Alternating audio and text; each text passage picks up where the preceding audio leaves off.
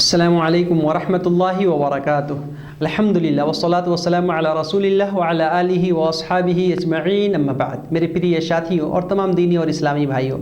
کل کے اپنے 17ویں پارٹ میں نے بتایا کہ اللہ کے رسول صلی اللہ علیہ وسلم صبح اور شام کے وقت کیا پڑھتے تھے،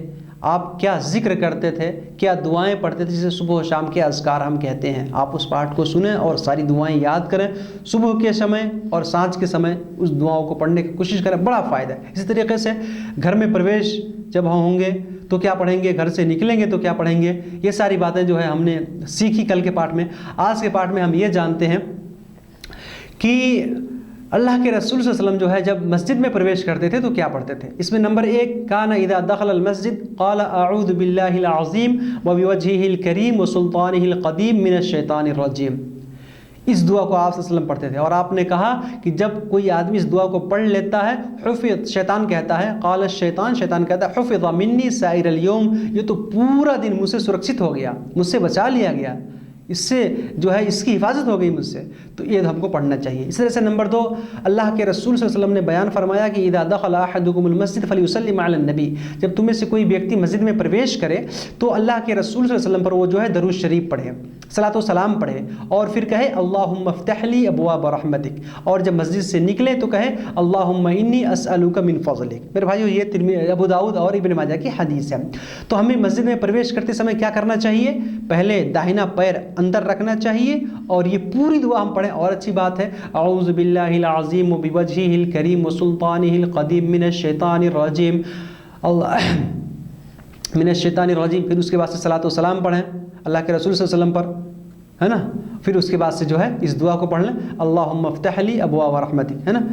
بسم اللہ وسلام علی رسول اللہ، اللہم افتح لی ابواب رحمتک، یہ دعا جو ہم پڑھ لیں۔ اور مسجد سے نکلنے کے ٹائم میں بھی سیم ایسے پڑھ سکتے ہیں، اللہ کے رسول پر درود شریف پڑھیں گے اور بائیں پیر کو باہر نکالیں گے اور جو ہے اللہم انی اسألک من فضلک پڑھیں گے۔ میرے بھائیو، بس ہم مختصر میں ایک سنکشیپ میں باتیں کر رہے ہیں۔ اب آئیے، اللہ کے رسول صلی اللہ علیہ وسلم جو ہے جب چاند دیکھتے تھے، خاص طور سے پرتھم دن کا چاند جو ہے جس کو ہلال کہتے ہیں عربی میں، یعنی مہینے کی پہلی تاریخ کا جو چاند ہوتا تھا، آپ اس کو دیکھتے تھے تو کیا پڑھتے تھے، کیا پڑھتے تھے، اللہم اہلہ علینا بالامن والایمان والسلامت والاسلام ربی وربک اللہ۔ میرے بھائیو، یہ ترمذی کی صحیح حدیث ہے۔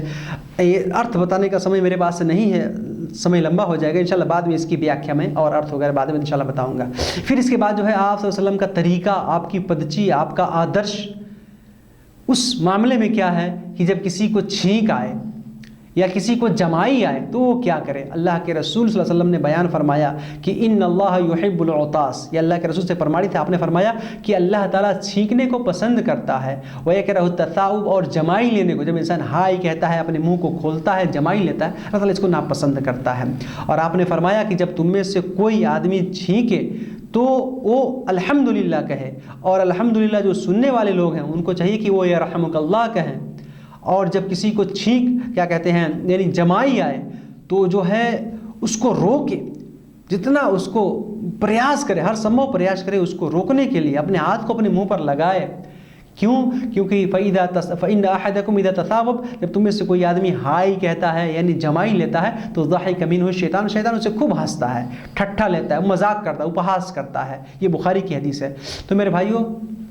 اور دوسری حدیث کے اندر ہے کہ جب تم میں سے کسی کو چھینک آئے تو الحمدللہ کہے، سننے والا یرحمک اللہ کہے، اور پھر چھینکنے والا جو ہے یہدیکم اللہ ویصلح بالکم۔ اور اس میں اللہ کے رسول صلی اللہ علیہ وسلم نے بھی بتایا کہ جب تم میں سے کسی کو چھینک آئے، نمبر 2، جب تم میں سے کسی چھینک آئے تو اپنے ہاتھ کو یا کپڑے کو جو ہے اپنے منہ پر، اپنے ناک پر رکھ لے اور اپنے آواز کو جو ہے دھیمی کرنے کا پریاس کرے، اپنے سور کو جو ہے خوب زیادہ، آپ اتنا تیز چھینکتے ہیں کہ مجلس والے ڈر جاتے ہیں، ایسا نہیں ہونا چاہیے، اپنے آواز کو جو ہے دھیما کرنے کا پریاس کرنا چاہیے۔ اسی طریقے سے اللہ کے رسول صلی اللہ علیہ وسلم نے بیان فرمایا کہ وَكَانَ إِذَا عَطَسَ فَقِيلَ لَهُ يَرْحَمُكَ اللَّهُ، یعنی اگر کوئی آدمی چھینکے اور الحمدللہ کہے تو پھر اس کو یعنی یرحمک اللہ، اگر اس کے جواب میں اس کے ساتھیوں نے، اس کے متروں نے کہا، اس کے جو ساتھ میں بیٹھے انہوں نے کہا، تو پھر یہ کہہ سکتا ہے یرحمنا اللہ وإیاکم ویغفر لنا ولکم، یہ دعا بھی پڑھ سکتا ہے۔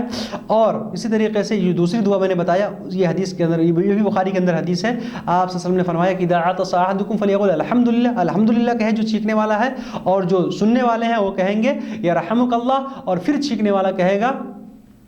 کہ یہدیکمulلہ ویصلح بالکم۔ میرے بھائیوں، اور اللہ کے رسول صلی اللہ علیہ وسلم نے بھی بیان فرمایا، مسلم کے اندر حدیث ہے کہ جب تم میں سے کسی کو چھینک آئے تو وہ الحمدللہ کہے، سننے والے یرحمک اللہ کہیں، اور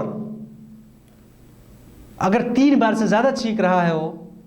تو جو ہے الحمد یرحمک اللہ کہنے کی ضرورت نہیں ہے، بلکہ ھذا رجل مزکوم، یہ ایسا شخص ہے، یہ ایسا ویکتی ہے جس کو جو ہے زکام ہو گیا، جس کو سردی ہو گئی، اس کی وجہ سے چھینک آ رہی ہے، تو 2 بار جو ہے الحمدللہ کہے گا، 2 بار یرحمک اللہ، یعنی چھینکنے والے کا جواب جو ہے ہم کو دینا چاہیے۔ میرے بھائیو، اسی طریقے سے یہودی لوگ اللہ کے رسول صلی اللہ علیہ وسلم کے پاس آتے تھے اور وہ لوگ بھی اس طرح سے کہتے تھے، اور اللہ کے رسول سے جو ہے وہ امید لگاتے تھے، آشا کرتے تھے کہ آپ صلی اللہ علیہ وسلم کو یرحمک اللہ کہیں گے تو آپ جو ہے ان کو یہدیکم اللہ یصلح بالکم کہہ دیتے تھے۔ تو اگر غیر مسلم لوگ جو ہیں، اگر وہ لوگ چھینک رہے ہیں تو ان کو جو ہے، اگر وہ لوگ الحمدللہ، کبھی کبھی کچھ غیر مسلم ایسا کہہ دیتے ہیں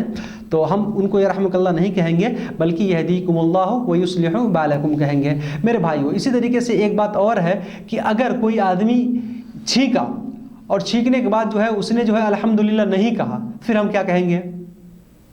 پھر کیا کہیں گے؟ تو میرے بھائیو، اس میں یہ ہے کہ جو ہے ہم اس کو یاد دلا دیں، اس کو یاد دلا دیں کہ بھائی الحمدللہ آپ کہہ لیجئے، الحمدللہ آپ کہہ لیجئے، پھر الحمدللہ وہ کہے گا، پھر اس کے بعد سے جو ہے ہم اس کے جواب میں یرحمک اللہ کہیں گے، اور اگر الحمدللہ وہ نہیں کہہ رہا پھر ہم کو یرحمک اللہ کہنے کی جو ہے ضرورت نہیں ہے۔ میرے بھائیو، اسی طریقے سے آئیے ہم تھوڑا اور آگے بڑھ کے جانتے ہیں، اللہ کے رسول صلی اللہ علیہ وسلم نے ایک بڑی پیاری دعا ہم کو بتائی ہے۔ کوئی آدمی وپتی میں ہے، کسی پریشانی میں ہے، کسی بہت ہی بڑے مصیبت میں وہ مبتلا ہو گیا ہے، آزمائش میں، پریچھڑ میں پڑ گیا ہے، ہم اس کے پاس اگر جائیں، اس کو اس حالت میں دیکھیں کسی بھی وپتی میں، تو ہم یہ دعا پڑھ لیں۔ کون سی دعا؟ الحمدللہ الذی عافانی مما ابتلاک بہ وفضلنی علی کثیر ممن خلق تفضیلا۔ اللہ کے رسول صلی اللہ علیہ وسلم نے بیان فرمایا کہ جو ویکتی اس دعا کو پڑھ لیتا ہے کسی اپنے وپتی میں پڑے ہوئے بھائی کو دیکھ کر کے، تو انشاءاللہ اللہ تعالیٰ جو ہے اس کو اس مصیبت سے دوچار نہیں کرتا ہے، اس وپتی سے دوچار نہیں کرتا ہے، اس مصیبت میں اس کو نہیں ڈالتا۔ یہ ترمذی اور ابو داؤد کی صحیح حدیث ہے۔ میرے بھائی، اس طریقے سے یہ ہم جانتے ہیں کہ اللہ کے رسول صلی اللہ علیہ وسلم جو ہے گدھے اور کتے کی آواز، گدھے اور مرغے کی آواز سن کے آپ نے جو ہے کیا کہنے کا ہمیں آدیش دیا ہے؟ تو آپ نے فرمایا کہ جب تم میں سے کوئی گدھے کے ہنہنانے کی، اس کے ڈیچو ڈیچو کرنے کی، اس کی آواز کو سنے تو اللہ سے پناہ مانگے، اعوذ باللہ من الشیطان الرجیم پڑھے، اور اس طریقے سے جب تم میں سے کوئی آدمی مرغے کی آواز کو سنے تو اللہ سے عافیت کا سوال کرے، اللہ سے اس کی عافیت اور اس کے فضل کا سوال کرے، اسأل اللہ العافیت وفضلہ۔ اور جب جو ہے گدھے کی آواز کو سنے تو جو ہے اعوذ باللہ من الشیطان الرجیم آدمی پڑھے، کیونکہ اس نے جو ہے شیطان کو دیکھا ہے اور مرغے نے جو ہے فرشتے کو دیکھ جو ہے اللہ جو ہے یعنی باغ دی ہے، اس نے آواز لگائی ہے۔ تو فرشتے کی جو اگر مرغ کی آواز سنیں تو اللہ سے عافیت کا سوال کریں، اللہ سے اس کے فضل کا سوال کریں، اور گدھے کی آواز کو سنیں جو ہے تو جو ہے ہم پڑھ لیں اعوذ باللہ من الشیطان الرجیم، اور جب مرغ کی آواز سنیں تو نسأل اللہ العافیہ۔ اسی طریقے سے میرے بھائیوں، جب ہم کو غصہ زیادہ آ جائے، بہت زیادہ ریس اٹھ جائے، بہت زیادہ ہم کرودھت اور اینگری ہو جائیں، تو ہمیں کیا کرنا چاہیے؟ آپ صلی اللہ علیہ وسلم نے فرمایا کہ جب تمہیں سے بہت زیادہ کسی کو غصہ آئے تو وہ وضو کر لے۔ وضو جو ہے یہ اس کے غصے کو جو ہے ٹھنڈا کرے گا، جو پانی جو ہے اس کے غصے کو جو ہے ضرور کچھ ٹھنڈا کرے گا۔ آپ نے وضو کرنے کا آدیش دیا اور فرمایا اگر وہ کھڑا ہے تو بیٹھ جائے، اگر بیٹھا ہے تو لیٹ جائے، اور بار بار یہ پڑھتا رہے اعوذ باللہ من الشیطان الرجیم۔ انشاءاللہ اس کا غصہ جو ہے، اس کا کرودھ جو ہے انشاءاللہ ختم ہو جائے گا۔ میرے بھائیو، آئیے ہم تھوڑا اور جانتے ہیں کہ اللہ کے رسول صلی اللہ علیہ وسلم نے جو ہے اذان کے سمے ہمیں کیا کرنے کا آدیش دیا، آپ نے ہمیں کیا آدرش، کیا طریقہ سکھایا ہے، آپ نے ہمیں کیا درشانت کیا جو ہے آپ نے ہمیں اس میں مارگ درشن کیا ہے۔ تو آپ صلی اللہ علیہ وسلم نے فرمایا کہ جب کوئی اذان دے تو اس کا جواب دو، اور اذان جو ہے یہ دوہرا کر کے کہتے ہیں، اور اقامت جو ہے ایک ہری کہی جاتی ہے، اور لیکن جو اقامت میں قد اقامتی صلاح کے شبد ہم کہتے ہیں اس کو 2 بار ہی کہنا چاہیے، اس کو 1 بار کہنا یہ پرمانت نہیں ہے۔ اسی طریقے سے آپ صلی اللہ علیہ وسلم نے فرمایا کہ جب تم میں سے کوئی آدمی مؤذن کی آواز کو سنے تو جیسا مؤذن کہتا ہے ویسے ہم سننے والے بھی کہیں گے، اور اللہ اکبر کہے ہمیں اللہ اکبر کہیں گے، لیکن جب وہ مؤذن حی علی الصلاح اور حی علی الفلاح کہے تو اس کے جواب میں ہم کو لا حول ولا قوت الا باللہ کہنا چاہیے۔ اسی طریقے سے اللہ کے رسول रसूल सल्लल्लाहु अलैहि वसल्लम से ये भी प्रमाणित है कि आपने कहा कि जब आदमी अजान सुने और ये पढ़ ले व अना अशहदु अल्ला इलाहा इल्लल्लाह व अन्ना मुहम्मद रसूलुल्लाह रज़ीतु बिल्लाहि रब्बा व बिल इस्लामी दीना व बि मुहम्मद रसूला, तो मेरे भाई अल्लाह ताला उसके सारे पापों को क्षमा कर देता है, उसके सारे गुनाहों को माफ़ कर देता है। तो मेरे भाई उसका बड़ा सवाब है। जब आदमी मुअज्जिन के अजान को सुन के उसका जवाब देता, हमारे बात दुनिया की बातें करते अजान हो रही, ऐसा नहीं, अजान का जवाब देंगे। आप सल्लल्लाहु अलैहि वसल्लम ने फरमाया कि वो ज़रूर स्वर्ग में प्रवेश करेगा, वो ज़रूर जन्नत में जाएगा। और आप सल्लल्लाहु अलैहि वसल्लम ने फरमाया कि जब आदमी अजान की आवाज़ को सुने, उसका जवाब दे और अजान जब समाप्त हो जाए तो वो जो है दुरूद शरीफ पढ़े, अल्लाह के रसूल पर दुरूद शरीफ पढ़े, सलात व सलाम पढ़े अजान के बाद, अजान से पहले नहीं, अजान के बाद आप सल्लल्लाहु अलैहि वसल्लम ने हुक्म दिया। ये सही बुखारी से मुस्लिम के अंदर हदीस है। और फरमाया कि जब यानी इसके बाद जो है आदमी दुरूद शरीफ पढ़ने के बाद ये दुआ पढ़ ले, अल्लाहुम्मा रब्ब हाज़िहि दावति ताम्मा व सलातिल क़ाइमा आति मुहम्मदनिल वसीलत वल फ़ज़ीला व बअथहु मक़ामन महमूदा अल्लज़ी वअदतह, तो इंशाअल्लाह कल क़यामत के दिन उसकी मैं ज़रूर सिफारिश करूँगा। मेरे भाइयों, अल्लाह के रसूल के सिफारिश के हम सब मोहताज हैं, हम सबको आवश्यकता है। तो हमें आपने क्या आदेश दिया? अज़ान का जवाब देना है और अज़ान के बाद सलात व सलाम यानी दुरूद शरीफ पढ़नी है और फिर ये दुआ पढ़नी है, अल्लाहुम्मा रब्ब हाज़िहि दावति ताम्मा व सलातिल क़ाइमा आति मुहम्मदनिल वसीलत वल फ़ज़ीला व बअथहु मक़ामन महमूदा अल्लज़ी वअदतह। आज हमारे कितने भाई ये दुआ पढ़ते हैं और पता नहीं अजान से पहले ही वो पता नहीं क्या क्या, जबकि वो प्रमाणित ही नहीं है, तो उसको पढ़ते हैं और अजान के बाद हम ये पढ़ना उनका सुनते ही नहीं हम लोग, अजान के बाद सलात व सलाम पढ़ना। तो मेरे भाई प्रमाणित क्या है? अजान के बाद सलात व सलाम पढ़ना, हमें ये पढ़ना चाहिए। हमारे कुछ भाई कहते हैं कि अजान से पहले पढ़ ले तो क्या हो गया? मेरे भाइयों, आप अपनी तरफ से क्यों वृद्धि कर रहे हैं, क्यों बिदअत के मुर्तकिब हो रहे हैं? वही कीजिए जो हमारे नबी सल्लल्लाहु अलैहि वसल्लम ने हमको बताया। आपने हमको सारी बातें बता दी हैं, इंशाअल्लाह हम उसी पर अमल करेंगे, हम कामयाब हो जाएंगे, सफल हो जाएंगे। बहरहाल आइए थोड़ा और जानते हैं इससे आगे हम